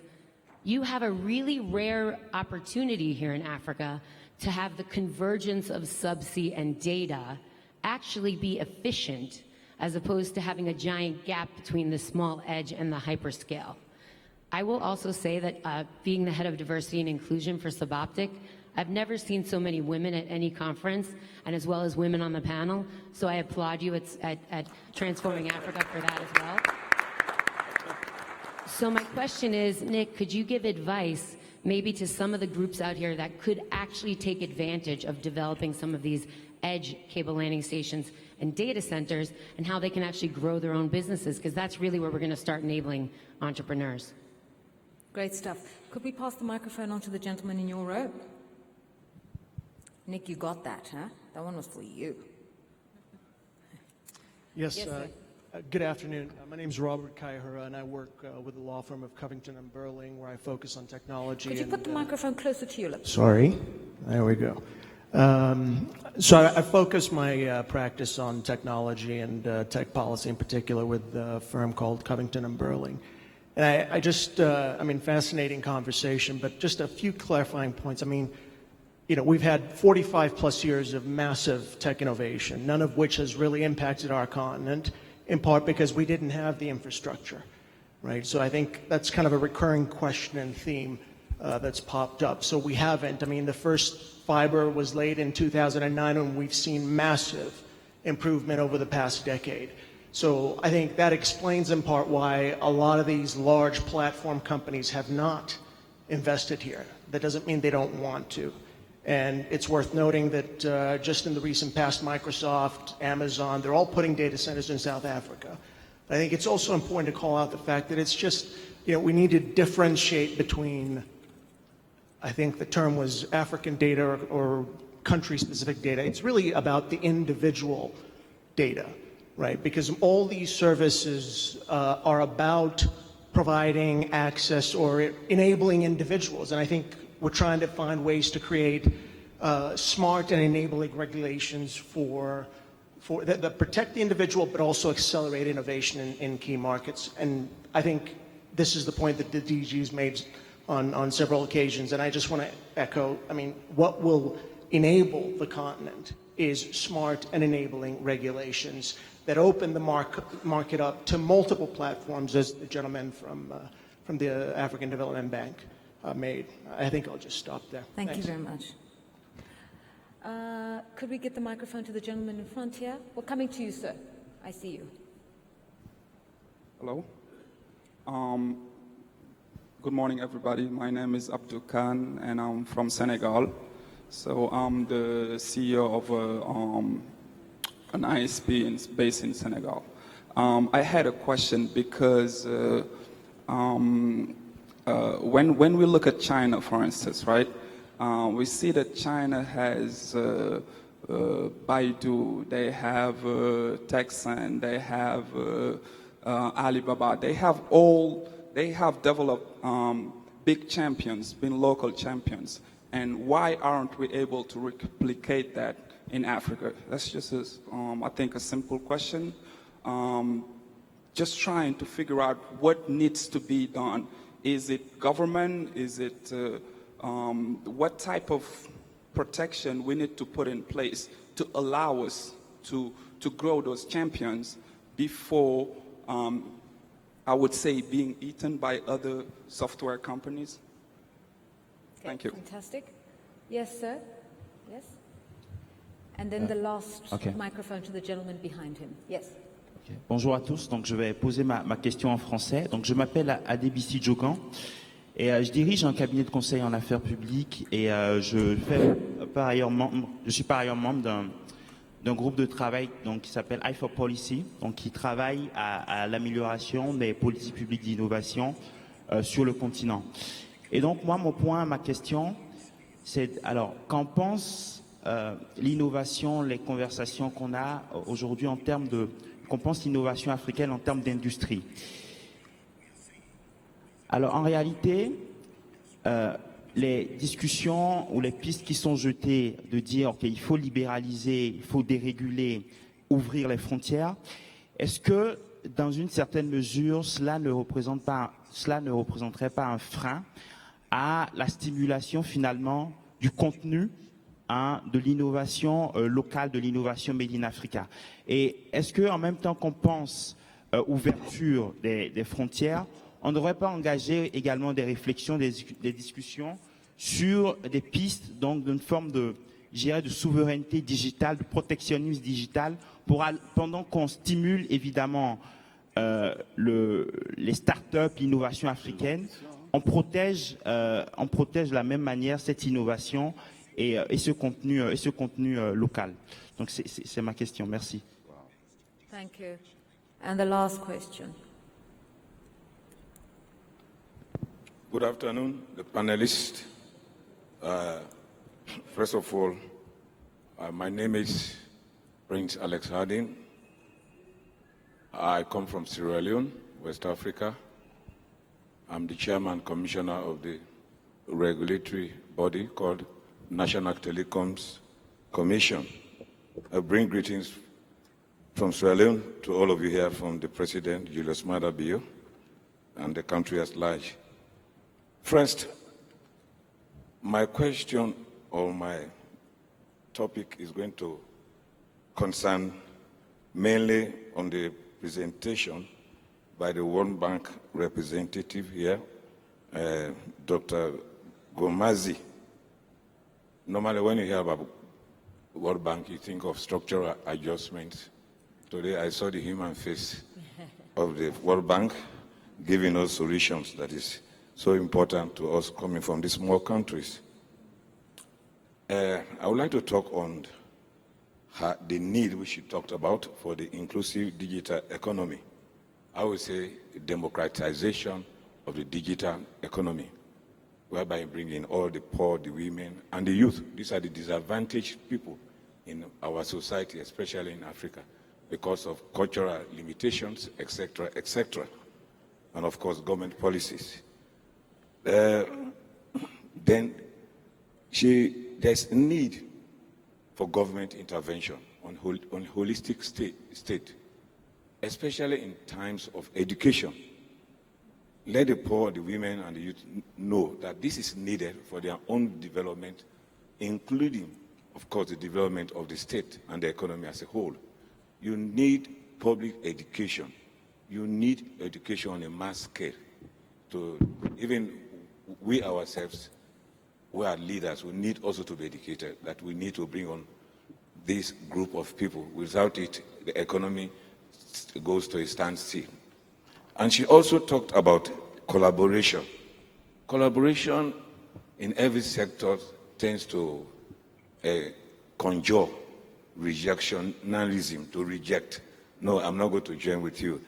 I'm talking from the standpoint of a government functionary for a length of time. Ministers tend to go into their trenches, want to not to be disturbed, including governments, not to say about the private and the public sector. The private sector, you can't blame them. They are normally concerned about profit. And the public sector, government in particular, tend to be concerned about social aspects because to get votes at the end of the day. So how do you bring these two people? Okay. It's not an easy task. So I will say this conference should be a basis to send the signals to the lawmakers in our countries that this is necessary. This digital economy democratization is good, and it should be based also on collaboration. And that's the government policies. Whatever we do here at all times, I don't want us to leave out the government's politics. There's good politics, of course, which okay. I would say we should think of it seriously. That's my submission. Thank you very much. Lots of questions, but many of them interrelated. Nick, a very specific one directed to you about how you can bring entrepreneurs onto the system. Instead of having big players that are controlling and running and administering these data centers, you could think of different ways in which entrepreneurs can come through, and you spoke of edge solutions as well. Yeah, I think in brief, really, it is about creating a critical mass across the continent. I mean, the comparison was to China, where one has 1 billion people plus as a single market. Now, we also have a similarly large population in Africa if we treat it as a single market. At the moment, we tend to see developers working nationally in one country at a time. And I think if we want as a continent to develop the next Alibaba or Google or eBay, we need to take advantage of this single African trade market and be able to leverage it and build up the critical mass of customers. There's also a question raised. I won't be as elegant in the way it was posed, but it had something to do with, you know, a lot of milestones in sorting out the infrastructure gaps, but they exist. And then in addition, it was said, now the dilemma you face is that you've got data protection on the one side, and then on the other side, you want to access customers. And what's needed is the midpoint, the compromise, where you set up the necessary infrastructure to give business access to customers, but that doesn't compromise data security either.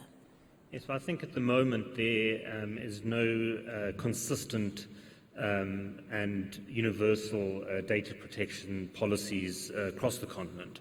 And I think that is one of the key challenges moving forward. Some countries have got, I would say most do not, but are in the process of implementing something.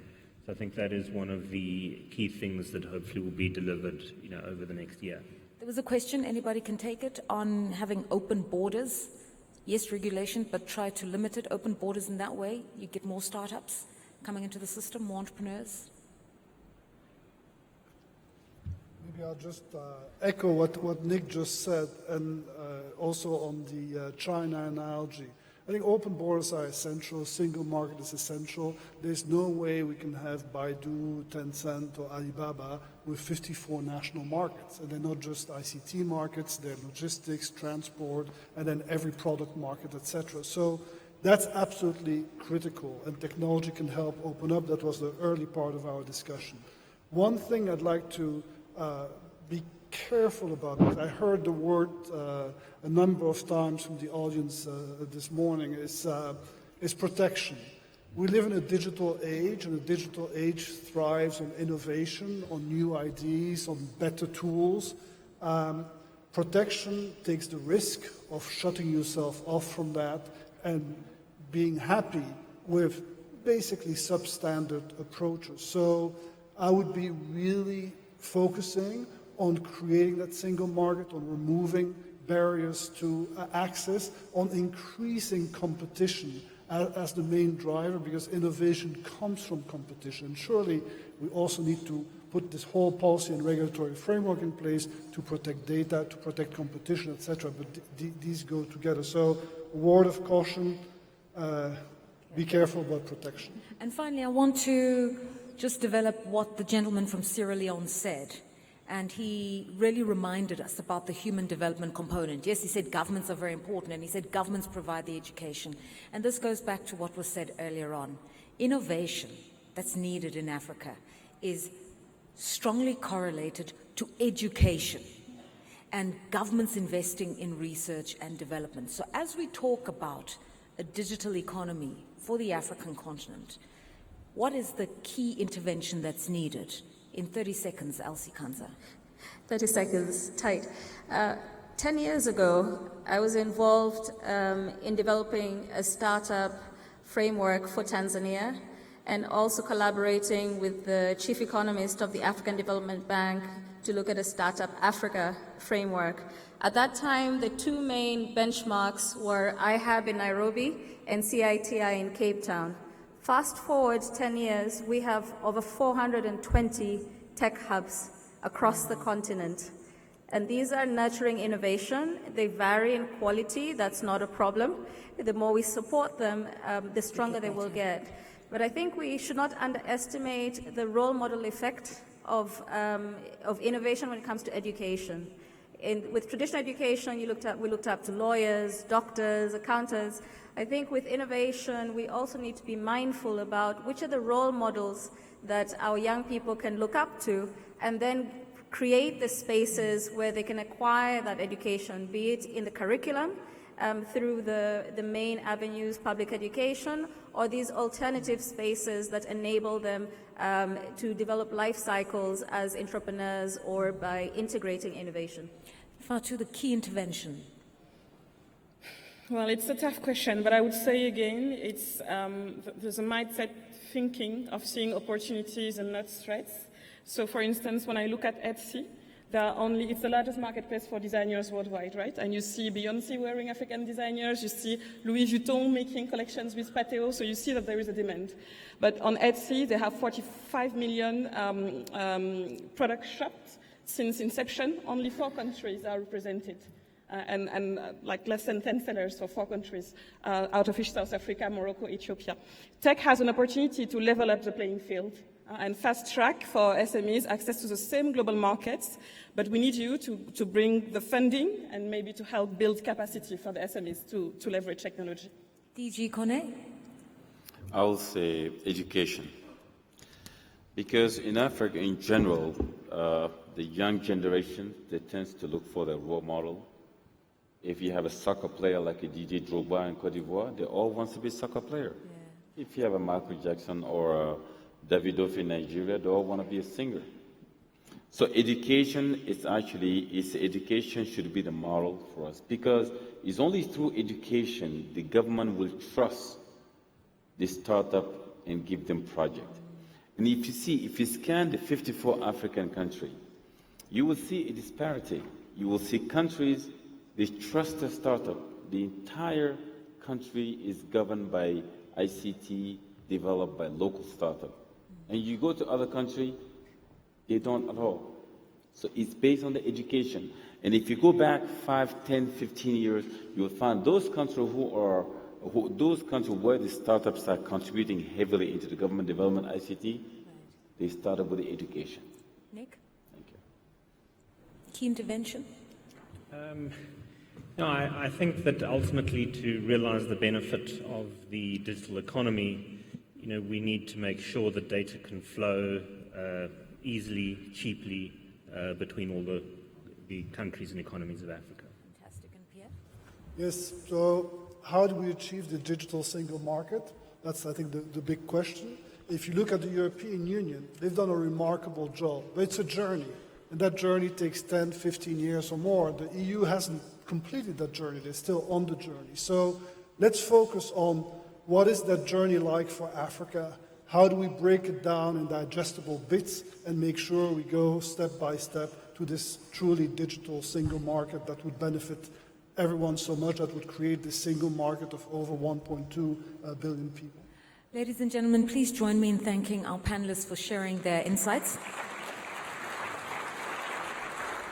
They are Dr. Elsie Kanza, Fatoumata Ba, Director General Lassina Kone, Nick Rudnick, Pierre Guillain, the Vice President of the African Development Bank, and we had a special intervention from Dr. Puthena Gumazi, the Digital Director at the World Bank. Before I close this session, I'm the only thing standing between you and your lunch. Let me tell you where that lunch will be.